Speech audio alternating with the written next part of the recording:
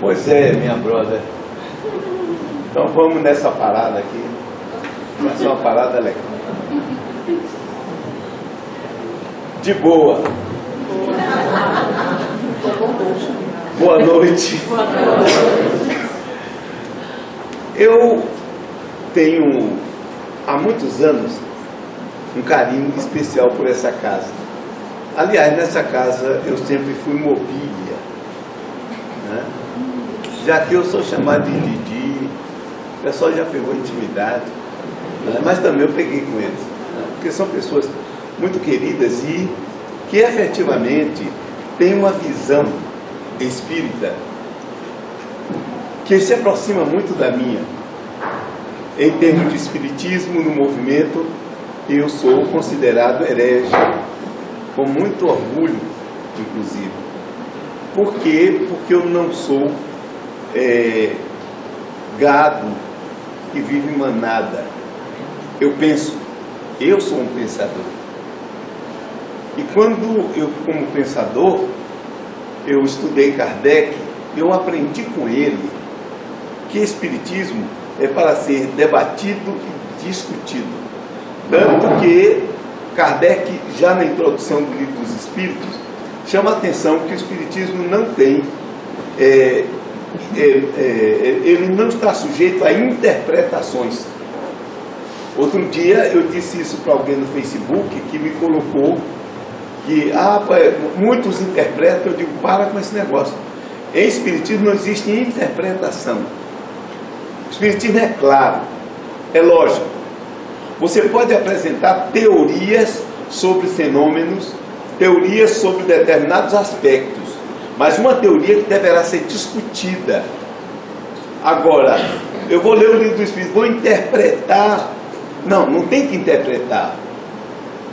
Porque a colocação, qualquer que seja, por exemplo, quando Allan Kardec pergunta aos espíritos, o espírito tem sexo? Ele diz, não como entendeis. Não tem negócio de interpretar, ele diz, não é assim, você não tem sinalética. Não tem sinalética, não tem como nós temos a genitália masculina, a genitália feminina. Pode ter durante algum momento, por impressão que o indivíduo leva. Então, o que é que tem de ter? E eles mesmos vão dizer, você pode numa encarnação ser homem, na outra ser mulher. Aí ele pergunta assim, mas o que é que vai dizer que a pessoa pode ser homem ou mulher? Isso é necessidade de aprendizado, só isso, mais nada. Esse é que é o ponto fundamental. Então o espiritismo não tem interpretação. E segundo, espiritismo, ele tem alguns aspectos interessantes que são, primeiro, a doutrina, e ele tem uma parte que é prática, e nós temos aí a mediunidade. Bom, para Kardec, a mediunidade só tinha um serviço, ou uma finalidade básica e fundamental. Era nós aprendermos mais sobre o mundo espiritual e sobre o espírito.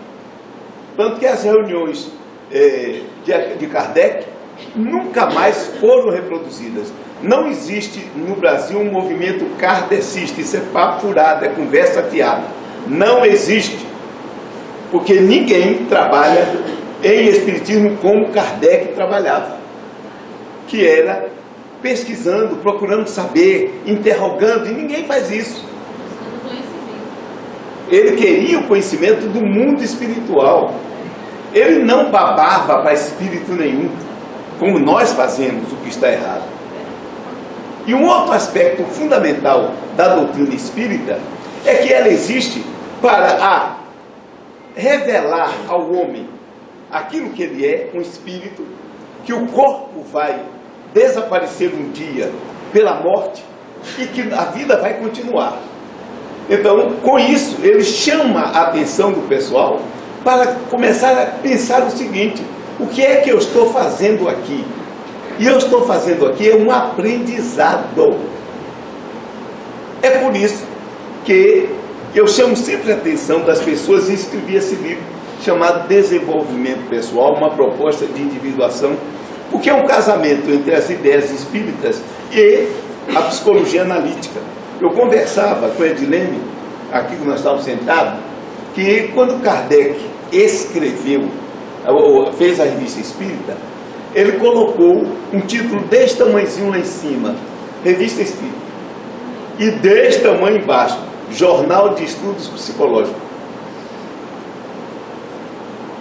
E ele, inclusive, lembrou a Edilene, logo na introdução da Revista Espírita, ele chama a atenção, que não chamou de psicologia, porque já era um termo usado pelos filósofos, que ainda não havia psicologia, efetivamente, que só vai surgir como o pessoal chama de ciência, eu não chamo de ciência porque eu não vejo a psicologia como ciência, mas teve uma tentativa de fazer uma ciência da psicologia. E por volta de 1870, Wilhelm Wundt vai e funda um laboratório de psicologia. Olha que ele estava com uma visão, tentando dar uma visão científica a isso, experimental. Eu acho que é ali que nasce o behaviorismo, o comportamentalismo de uma forma geral. Mas, continuando nesse aspecto, então Kardec já pensava o espiritismo como uma psicologia, estudo da alma. E hoje nós estamos aqui para falar de desenvolvimento pessoal. Eu estou falando de desenvolvimento de quê? Do corpo? Não, se você quer desenvolver o corpo, vá para a academia, para fazer ginástica, para tomar bomba, faça o que você quiser. Isso é um outro aspecto. Se você quer desenvolver, tem uma coisa só que pode e deve ser desenvolvida. É o psiquismo, é a alma.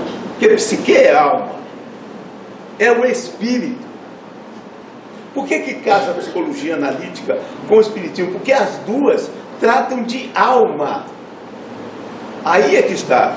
O tempo todo, um está chamando a atenção da alma. É ele que começou dirigindo a reunião mediúnica. Ele que, inclusive, anos mais tarde, cita Kardec. Como diz Kardec no seu livro dos médiuns. Isso está na Vida Simbólica, primeiro volume, que é o 18º da obra dele. E quem quiser ver as minhas citações, tem o meu livro aí, Jung e a Mediunidade, que eu dei para a Fundação Lar Unido. E que foi um estudo amplo que eu fiz em toda a obra de Jung, para poder colocar isso. Então, o desenvolvimento que tem. Primeira pergunta, encarna-se para quê? O pessoal diz para evoluir. Alguns vêm com a ideia, que veio do tempo de Kardec, que também foi inspirado por muito espírito católico. Não é? São Luís de França, que era tão católico que foi cruzado, fez cruzada contra os mouros, e o espírito mantém as suas crenças e as suas ideias. Kardec chama a atenção para isso. Você morre e continua o que você é. As suas crenças, as suas superstições continuam as mesmas. Se é espírita, você tem as superstições espíritas. Se você é evangélico, tem as superstições evangélicas. Católico, tem superstições católicas. Porque todos têm uma base de superstição. Todos. E dentro deles tem os fundamentalistas de todos eles. Que é uma infelicidade em toda e qualquer religião, mas infelizmente existe isso. Então, dentro desse aspecto, qual a pergunta básica? Eu encarnei para quê? Para pagar? Para pagar o quê? Vamos dizer que na vida passada eu meti uma faca em Edilene Martins. Aí eu encarno, ela encarna. Como é que eu vou resgatar isso? Como é? Eu vou enfiar a faca de novo ou eu tirar a faca? Vou tirar. Não tem. Eu dei uma facada, já foi. Aquele corpo morreu, vou dar o que? Outro corpo? Isso resolveu o quê? Pelo amor de Deus. Nada. Então você me diz assim, Djalma, então o que é isso? Seguinte, eu tenho que aprender que matar a Edilene, isso é simbólico. Não é o fato de eu matá-la. Eu não estou devendo nada a ela por matá-la. Eu atentei contra a vida. O que é que eu tenho que aprender? A respeitar a vida. Então esse evento deve servir para mim como elemento para que eu me mude, para que eu me desenvolva nesse aspecto. Eu nunca mais venha a matar ninguém. E a liberdade dela de viver. Mas ela viveu, ela não morreu. E o pessoal diz assim, me matou, eu digo, como? Se você está falando comigo, se está no outro lado, está falando comigo, como é que eu matei? Não matei. Então o problema não é com ela. Ah, porque você deve? Não. Eu deveria, se eu tomasse dinheiro emprestado, eu pagasse. Se eu tomasse um livro dela, eu não devolvesse. Isso é dever. Mas eu devo a vida dela, como que eu posso? Eu não posso dar vida a ninguém. Então nós temos que parar para pensar. A resgatar o passado não existe. Ninguém resgata o passado. Porque o passado já passou. O passado é lição para você aprender com o erro que você cometeu. Erro é aprendizado. Se eu aprendi, eu fiquei mais sábio. Se eu não aprendi, eu vou repetir o erro. Vou expiar. Ah, porque nasci sem braço. Sim, mas eu sem braço posso fazer miséria. Eu conheci um cego, tempo que aqui tinha ônibus, na Baçavateira, eu morava por ali, logo depois dos bondes, eu sou velho pra caramba. E o ceguinho, ele entrava nos ônibus para pedir esmola. Então a Baçavateira toda, ele entrava, ia até o ponto, e depois ele voltava no outro ônibus. Quando ele entrava e ia com a mão assim, na altura dos seios da moça, do tórax, pedindo licença para pegar nos peitos da moça. Eu digo, não adiantou nascer cego, continua descarado. Ele não vê com os olhos, mas apalpa com a mão. Aí, esse cara está resgatando o quê? Nada.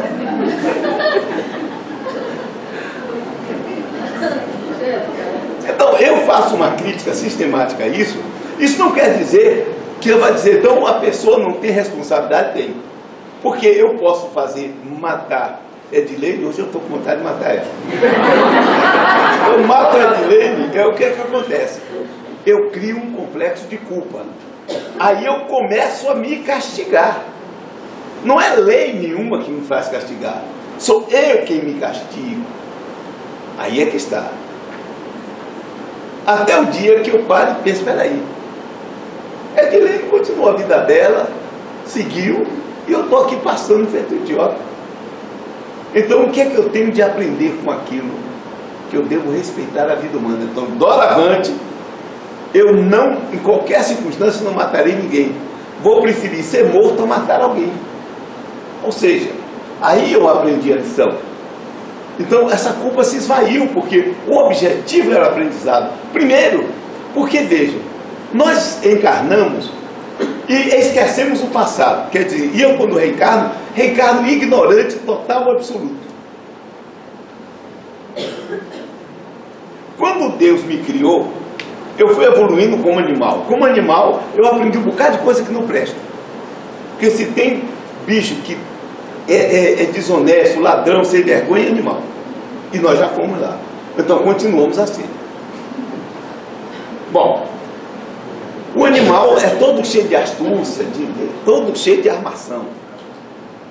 E tem todos os defeitos que nós temos. Outro dia, eu estava conversando com Mônica, ela estava me contando de uma pessoa amiga nossa, que era casada, separou-se, depois começou a namorar um rapaz. E ela tinha um gato.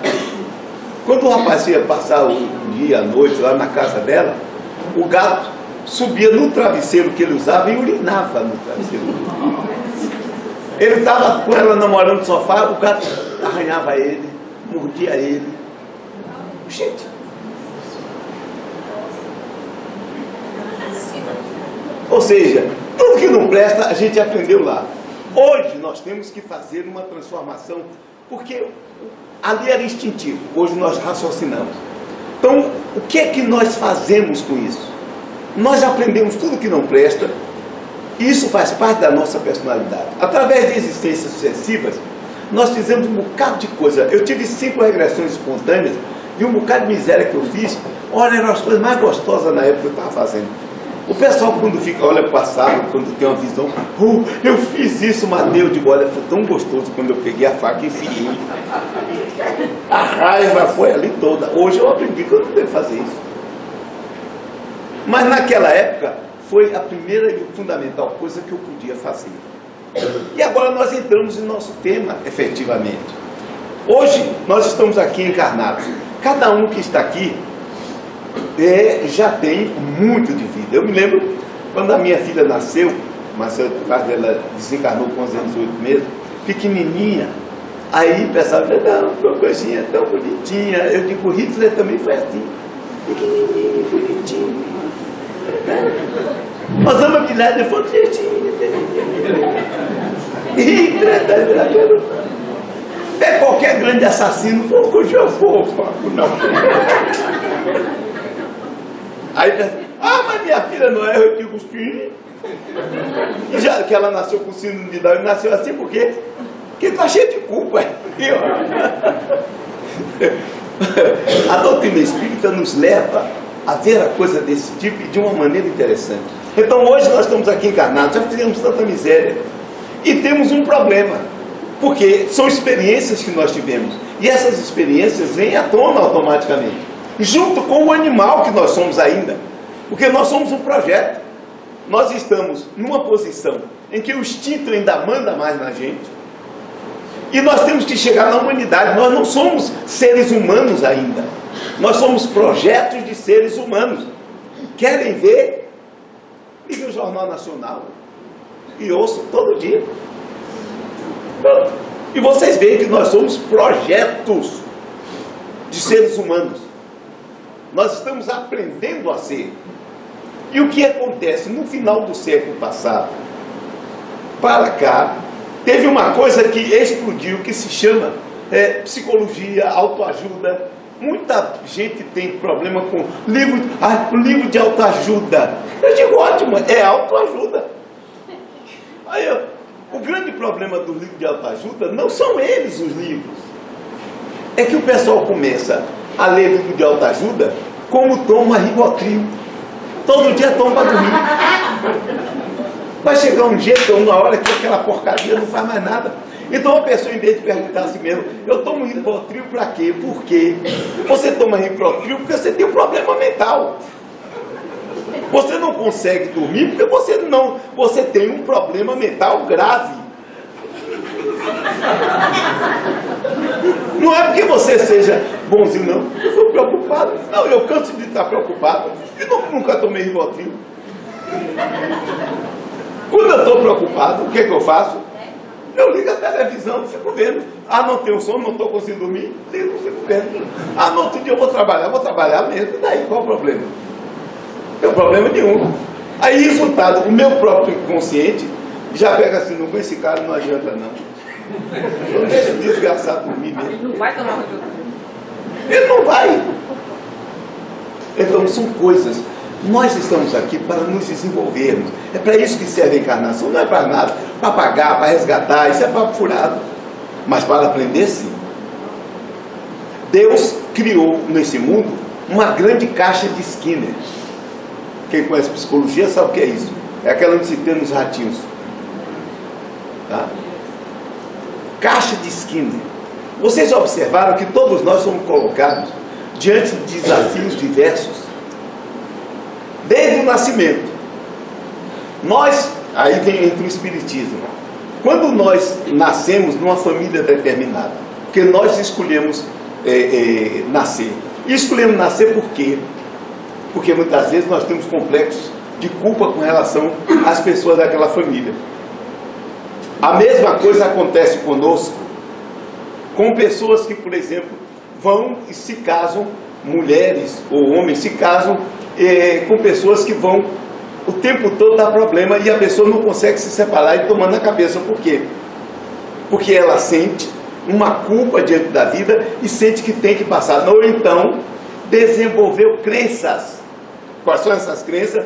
Eu não posso me separar, porque a pessoa que se separa está indo contra Deus, está indo contra a lei, não sei o quê. Porque mamãe disse, mamãe, papai e vovó são 3 pestes na vida da gente. E eu sou papai. Então, eu não estou me livrando, não. Por quê? Porque nós somos seres humanos, passamos para os nossos filhos nossos problemas, passamos nossos complexos. É a mãe que casou errado, ou destruíram os dois o casamento, E aí fica para a filha, homem não presta. Aí a menina cresce e entra num conflito. O instinto vem de lá e diz, homem, homem, homem. Aí mamãe lá no fundo, homem não presta. Aí ela fica, vai, não vai, vai, não vai. E acaba fundo, como diz o outro. Então o que é que nós temos que fazer dentro desse complexo da vida que nós temos? Começar a tomar uma atitude positiva. Nós estamos aqui como espíritas, somos espíritos. Esse corpo vai se acabar uma hora dessa. Um câncer vem de lá, acaba. Uma AIDS vem de lá e abre a possibilidade de pegar qualquer doença. Um diabo de uma parede cai em cima da cabeça e mata. O carro atropela e mata. Então o corpo vai. O ladrão vem lá e toma um revólver para dar um tiro. Ou seja, vai acabar a qualquer momento. Mas você não acaba. Eu não acabo. Nós continuamos. Então, aí quando nós saímos daqui, nós vemos no centro espírita as comunicações. O mesmo problema. As mesmas psicopatologias, o pessoal apresentando, e piorado. Porque o mundo espiritual tem uma série tem uma estrutura que é complicada. As nossas ilusões lá se tornam reais. E isso complica a vida. E complica muito. Os livros estão cheios de exemplos desse tipo. Tá? Então, nós morremos. Uma pergunta básica que ninguém se faz: por que é que não se vê espírito nu? Simplesmente porque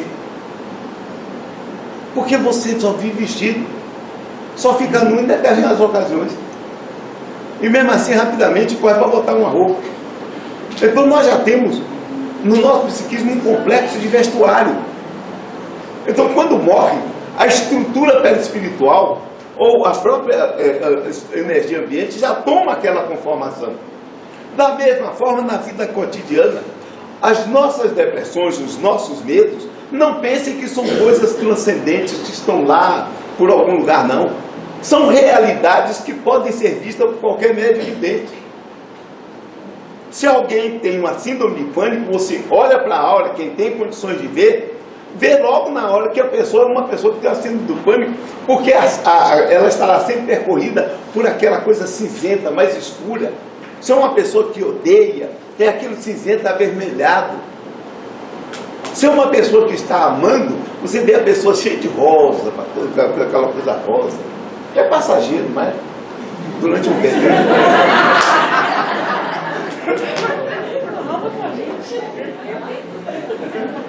Então vocês vejam, são realidades. Quando você me diz assim, uma pessoa chega e senta na minha frente e diz assim, eu tenho uma síndrome de pânico, eu já começo a perceber que o indivíduo apresenta na sua aura, no seu perispírito, verdadeiros micróbios, porque isso tem um micróbio psíquico específico. E esse micróbio fica drenando a energia, se alimenta daquele medo que no fundo é medo de perda, é medo de morrer.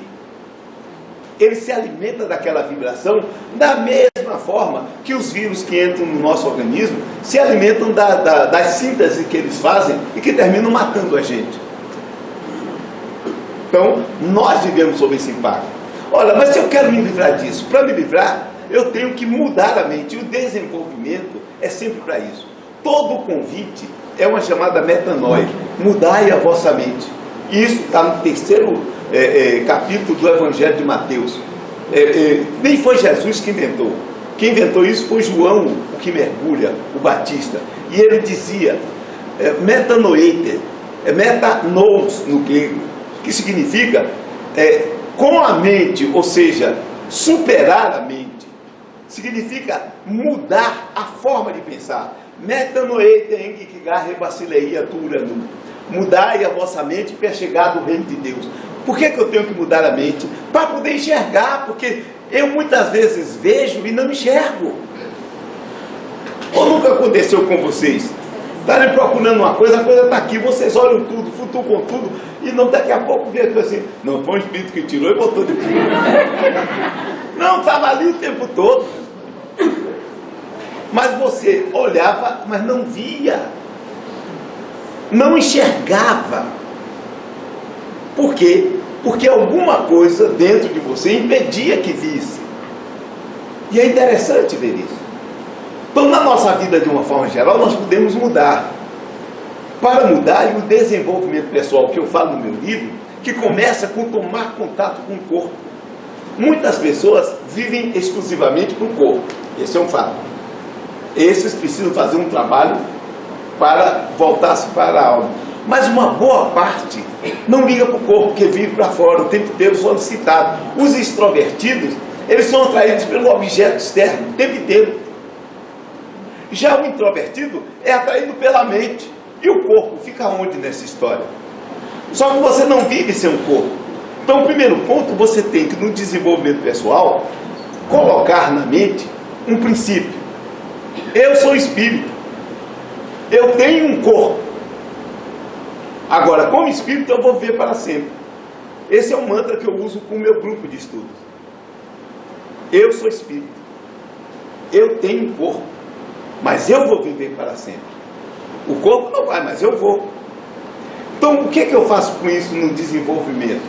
É algo que eu venho há muitos anos e que já é meu. Eu tenho certeza de que sou espírito, mas ao mesmo tempo eu não abdico do meu corpo. Se eu abdicasse do meu corpo, eu estaria num sistema apolíneo. Nietzsche nos chama a atenção para isso. Eu estaria apolíneo. Só que o apolíneo neurotiza, porque ele vai contra o instinto. E nós não podemos ir contra o instinto. Essa história de a gente reprimir as más tendências é papo furado. Você não tem que reprimi-las. Você tem que trazê-las para a mente para ser senhor dela. Porque esses instintos, essas coisas más, fazem parte da nossa personalidade, é o nosso lado escuro. Agora, eu tenho que ter a coragem de assumir o meu lado escuro. E o meu desenvolvimento está aí em primeiro lugar. Eu desenvolver a minha ideia do que não presta em mim.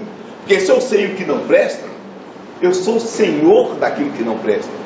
Aí você vai dizer assim, então eu vou me livrar disso, vou me santificar, coisa nenhuma. Você vai se tornar senhor e vai aplicar aquilo que não presta a hora que você quiser. E que foi importante para se fazer. Aí é que está o detalhe. E ao mesmo tempo você desenvolve uma outra. O que é que essa existência reprimiu em mim, que era bom? Quantas pessoas eu já vi frustradas na vida porque não desenvolveram certas coisas e poderiam ter desenvolvido porque está nelas? E como é que eu sei? Como eu sei da mesma maneira que uma pessoa começa a criticar o outro, ele tem aquele problema. E o interessante é você ter consciência disso. Se eu emocionalizo, não é eu ter uma crítica normal. Tá? A crítica normal, se eu disser assim, Delcídio fez uma besteira sem tamanho, estava errado, tudo bem. Agora se eu disser, aquilo é um sujeito cretino, capadócio, sem vergonha, eu estou envolvido. Eu vou fazer a mesma coisa se eu estiver no lugar dele.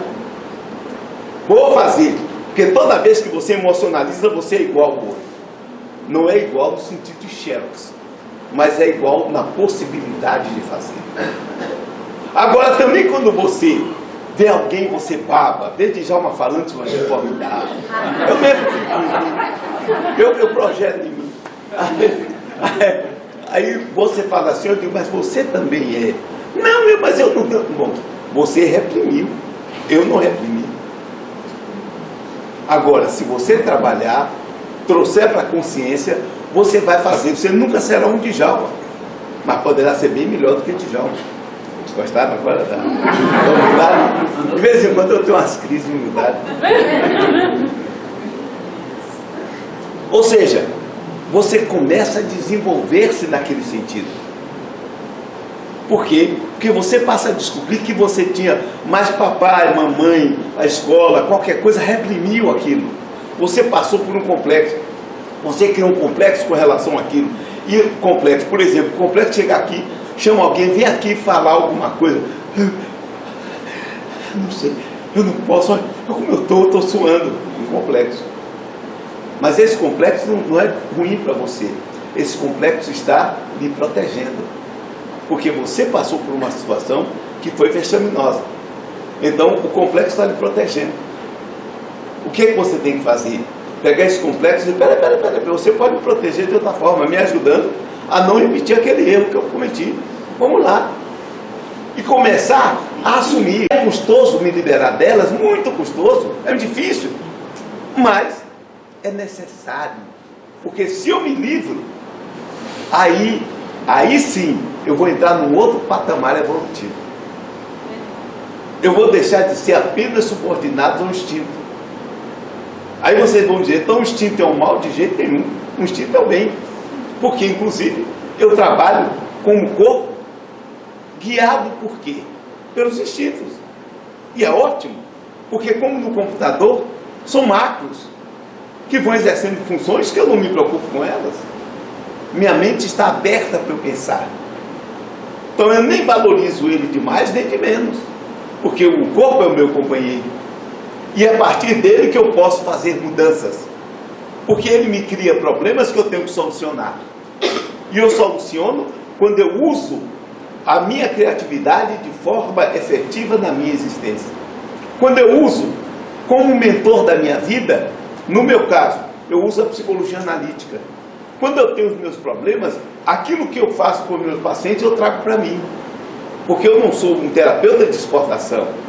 Eu trago para mim. Se eu digo para uma pessoa fazer assim, eu digo, Djalma, você também tem que pensar assim. Ah, mas é fácil? Não, é difícil pra caramba. Mas eu tenho que fazer, porque eu só posso levar o meu paciente até onde eu fui. Não posso levar ele até onde eu não fui. Então eu tenho que trazer para mim, e isso vai me ajudando no meu crescimento. Eu tenho a doutrina espírita que me mostrou e me demonstra, eu sou espírito. Estou ligado a um corpo. Eu já vivi muitas vezes, vou viver. Eu tenho uma sabedoria do ontem que está aqui comigo. Eu nunca acredito naquilo que é restritivo, nem uso palavras que venham me desempoderar. Eu não digo nunca, eu não tenho uma boa memória, tenho alguma coisa me esqueci, dou umas voltas, mas vou me lembrar daquela felicidade. Por quê? Eu nunca vou dizer para mim, talvez eu faça, isso é coisa de imbecilóide. Não, eu vou fazer, se der errado, deu. Se der certo, ótimo. Ah, eu cometi um erro, vou perder meu sono por causa do meu erro? Que nada, não vou nunca. Por quê? Porque eu vou dizer, fiz uma besteira, mas aprendi uma lição. Da próxima vez, eu não caio mais nessa. Eu não vou repetir isso nunca mais. É aí que vem a sabedoria. Então a doutrina espírita me colocou isso. E disse sempre, olha, Djalma, sua mãe estava certa quando dizia, não há mal que sempre dure, nem bem que nunca se acabe. Se a coisa está boa, aproveite o máximo. Se está ruim, tenha paciência porque vai passar. E o Evangelho, porque Jesus me ensinou uma coisa, e eu estava falando nesse instante ali com as amigas, dizendo, olha, eu não peço a Deus, ó Senhor dos mundos, tu que fizestes as estrelas, como o Luciano faz, eu não faço. Aí eu digo logo assim, ó, você me criou, você tem responsabilidade comigo, você é meu pai. Porque Jesus Cristo me disse uma vez, qual de vocês, a quem o filho pede um pão, dá uma pedra? Qual de vocês, a quem o filho pede um peixe, dá uma serpente? Se vós que sois maus, sabeis dar boas coisas aos vossos filhos, quanto mais vos dará Deus, o vosso Pai que está nos céus, coisas boas. E eu finalmente, com tudo isso eu fecho, eu espero sempre o melhor da vida. Se vem alguma coisa má, eu digo, isso é um desafio, para que eu use minha criatividade e supere isso. Então, desenvolvimento pessoal é essa mudança de mente, que eu convido a vocês, dentro da capacidade de cada um, do caminho de cada um, da estrutura, do nível evolutivo de cada um, para fazer. Porque se fizerem, vocês estarão entrando numa nova etapa da vida de vocês. E sem dúvida nenhuma será muito melhor do que foi até agora. Um beijo no coração de vocês.